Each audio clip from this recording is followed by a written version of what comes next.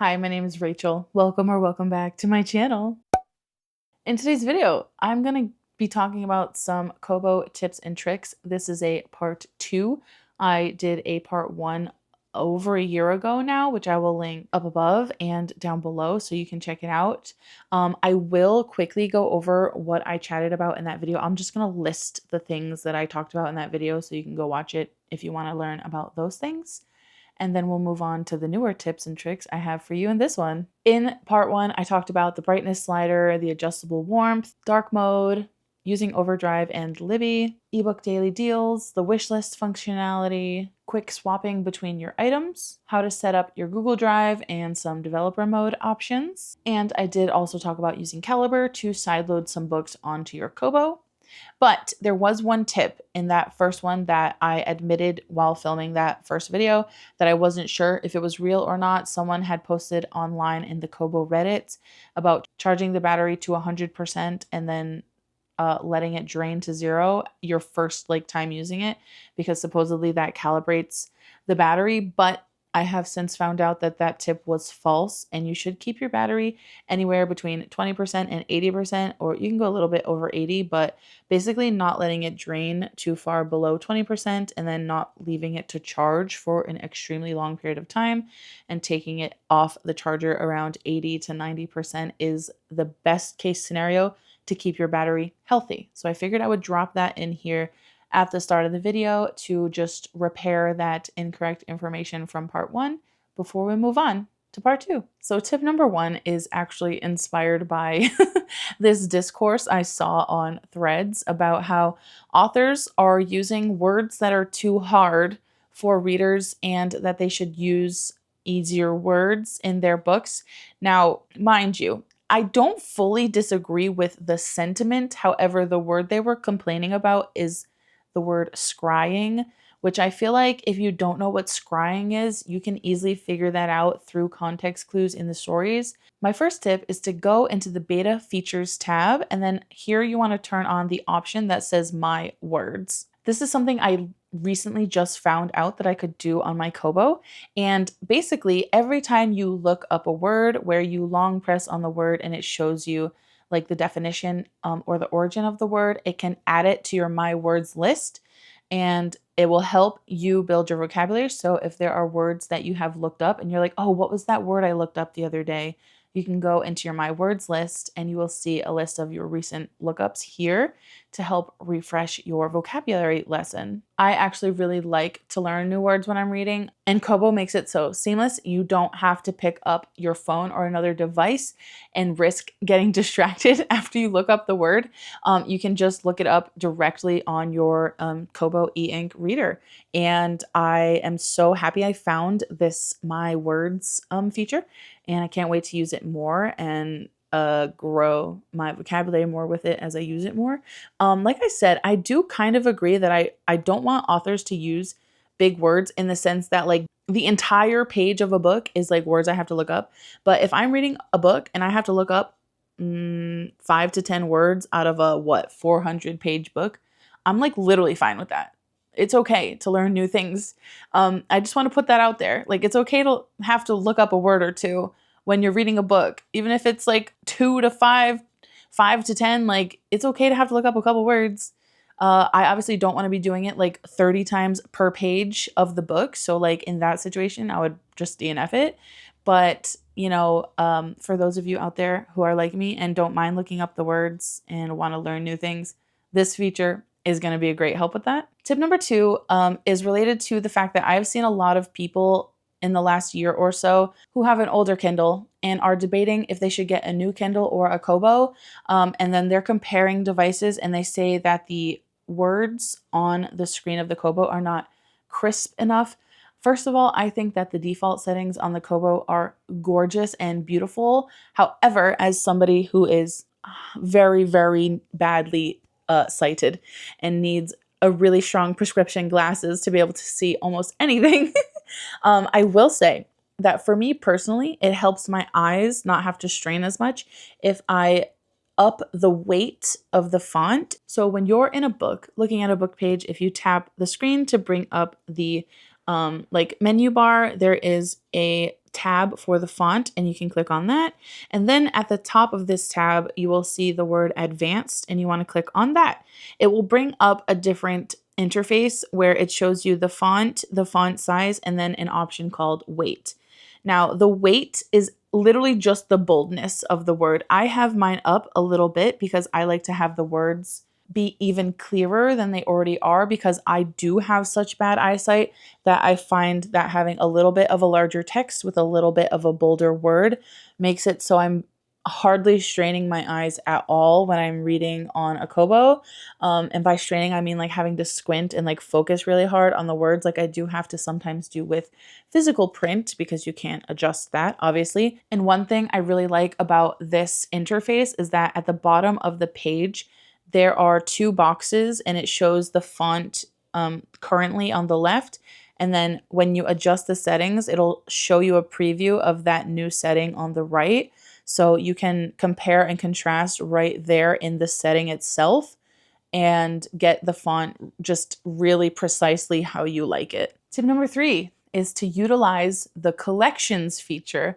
Now, if you're like me and you moved over from a Kindle to a Kobo and you sideloaded a shit ton of books onto your Kobo, then they are not going to sync to your account the way that the books you buy directly from Kobo will sync to your account.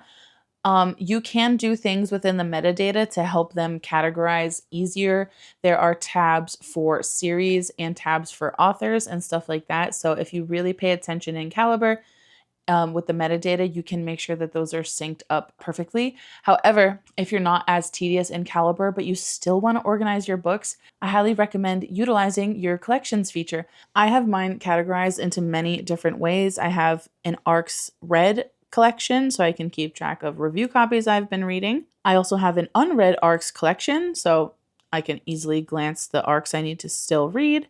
I have a collection for DNFs. These are books that like I might consider going back to in the future, so I don't really want to delete them, but I just want to like make it obvious to myself that I have previously DNF'd these books, and eventually someday I'll either go back and try them again or just delete them. I also have a collection specifically for indie books that are dragon fantasy. And that's because I really love to participate in this readathon called Draconathon that is hosted by Jade from Jade Juniper and Soleil from Soleil Soline, who I will link both of them down below. So if you do ever want to participate in a dragon themed readathon, you know where to go for updates on that. I also have a category for nonfiction books. I do not read nonfiction a lot. However, there are a couple that intrigue me, and I do want to make sure that I read them at some point, so I can learn something. I also have a category where I have one single book, and this is a book that is a solo D&D campaign. I haven't done it yet, but I'm so excited to try it because I can write on the book, obviously, with my Kobo and the stylus. So I think that'll be really fun to be able to just do the entire campaign self-contained within the ebook itself. And then I have a huge collection, which is basically my entire TBR of books that are unread. And then I also have a collection for witchy books, which are basically non-fiction books about witchcraft, because it is something I am interested in and want to learn more about. So I just really like having the collections to organize the absolute chaotic amount of books that I have on this Kobo already. Now, the next tip is not going to be for everyone, but I personally put a USB-C dust cover into the charge port of my stylus and into the charge port of my Kobo. I really like doing it on the stylus because if you're just throwing this into your bag, like the charge port is just out in the open right there, so I don't want dust or dirt to get into it. And same thing for my Kobo. The charge port is a little bit more covered because of the clear case that I have on here, which is also directly from Kobo. But I just stick a white little USB-C dust cover into the charge port because realistically, I'm only charging both of these devices maybe once a month or every like 5 weeks, depending on how much I'm using them. And I use them quite a lot, and still I'm only really charging them about once a month. So I just find that because I'm not charging them that often, it really does help to keep like dirt and debris out of the charge ports. And there's no reason for that other than I just don't want them to get dirty. So I got a pack of like 10 of these little USB-C dust charge port things on Amazon, I think, and it was like $4, honestly. So I think it was worth it for me. I also think it is literally such a perfect match to the color wise for the stylus. Yeah, so it just blends in seamlessly. I think I got a really good color match. So perfect, works for me. The next tip is for Storygraph users, and you can now connect your Storygraph account directly to your Kobo account. And what this integration does is books that you have purchased via your Kobo account. So when you go on like kobo.com and you click my books, the books that are synced there to your actual account and not sideloaded books, unfortunately, but the synced books will automatically be marked as reading when you open it for the first time and start reading it on your Kobo.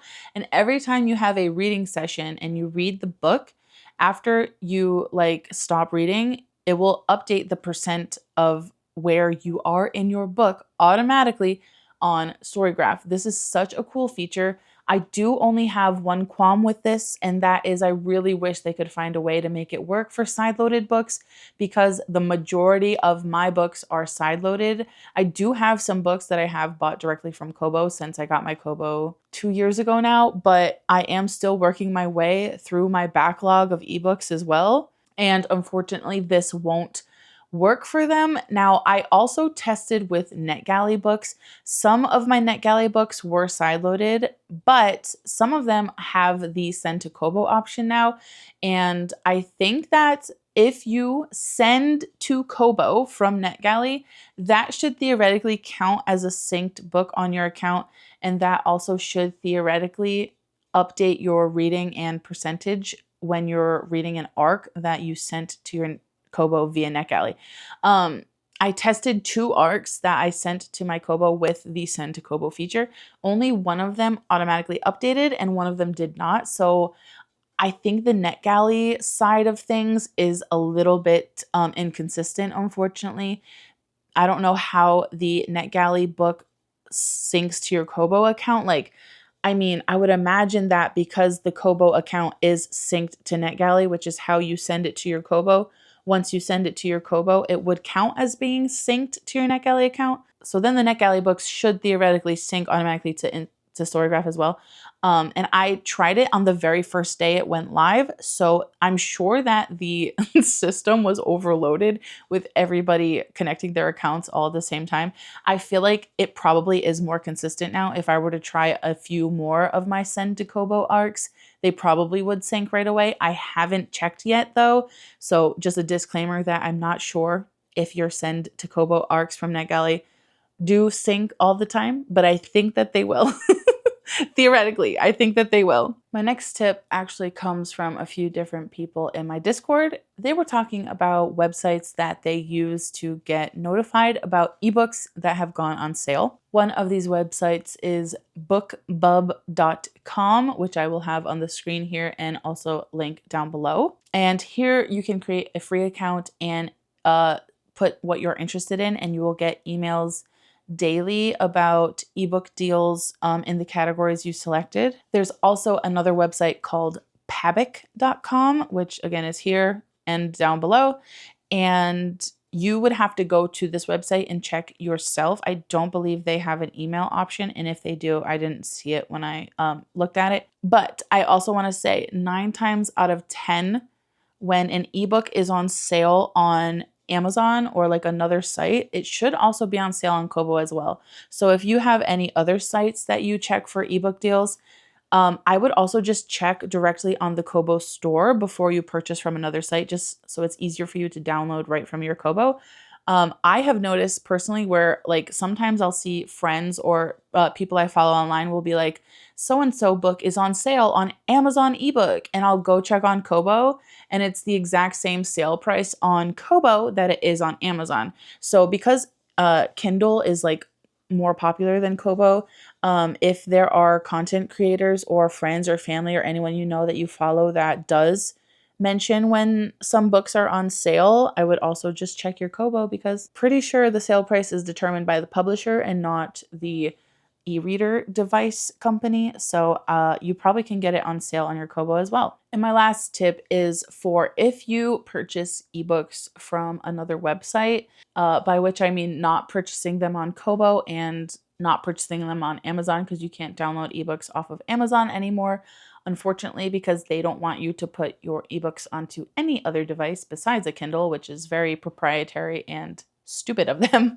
But there are websites like bookshop.org, which I will also link down below, and you can buy DRM free epubs from bookshop.org.